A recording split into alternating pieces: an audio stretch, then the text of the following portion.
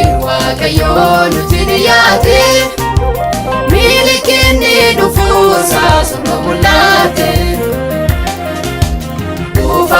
Waaqayyoon nuti dhiyaate milikinni dhufuusaa suma mul'ate. Sabni sabarratti mootii irratti socho'ee lafaa fi hamaan hin taane. Wallata soodhaa faani masiidhaate deegarraa junnuufaa. Ati garuu waan hundumarra feegii laalatti gortu beekii. Ati garuu waan hundumarra feegii laalatti gortu beekii.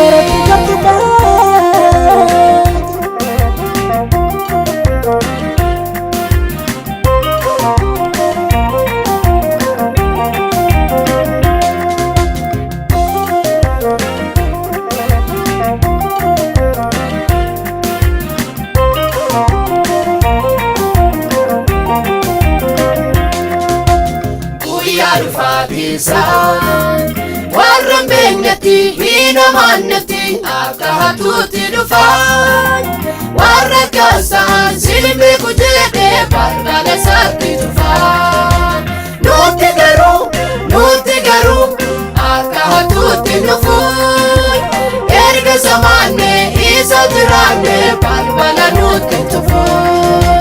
Nuti garuu akka hatuutti dhufuu. Erga samaannee isa jiraannee balbala nutti dhufuu.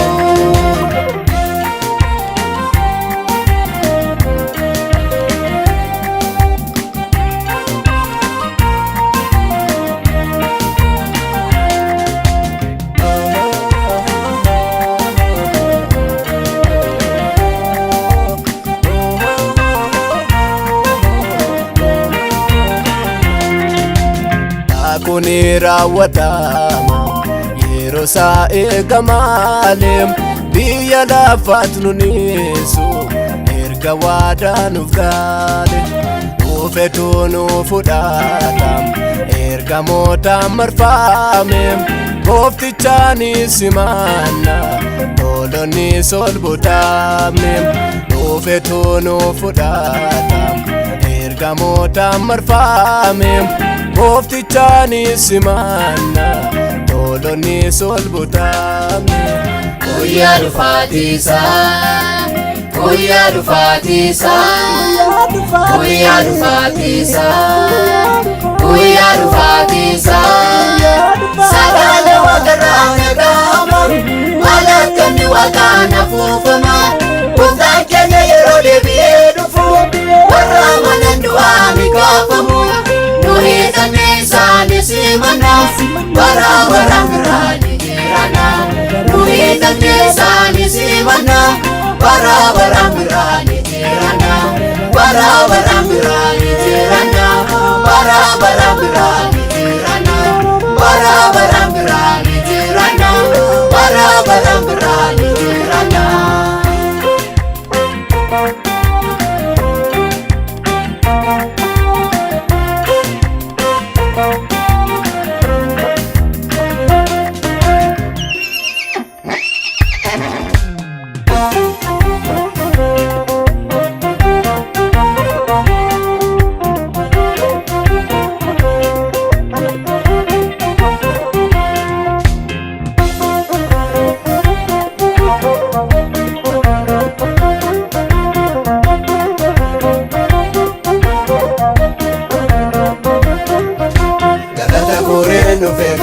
Gargaarsa sanaaf nama kadhate.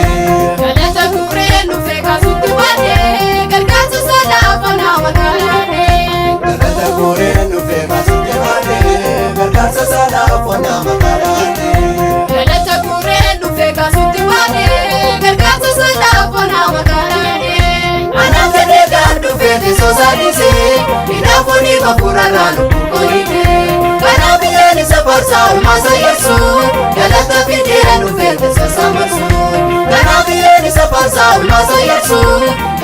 fidenu fete sosamatsu galata fidenu fete sosamatsu wafanya fidenu fete sosamatsu ifile fidenu fete sosamatsu wakupa fidenu fete sosamatsu